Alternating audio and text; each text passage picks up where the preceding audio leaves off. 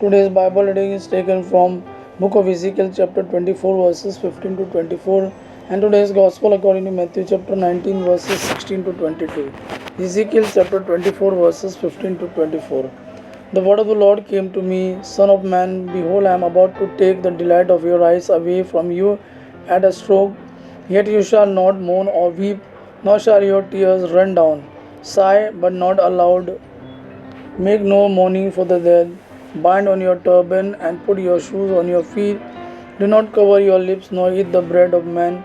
So I spoke to the people in the morning, and at evening my wife died. And on the next morning I did as I was commanded. And the people said to me, Will you not tell us what this thing means for us, that you are acting this?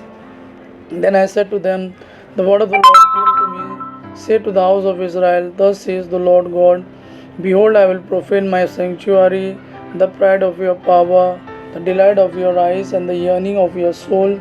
And your sons and your daughters whom you left behind shall fall by the sword, and you shall do as I have done. You shall not cover your lips, nor eat the bread of men. Your turbans shall be on your heads, and your shoes on your feet. You shall not mourn or weep, but you shall rot away in your iniquities and groan to one another.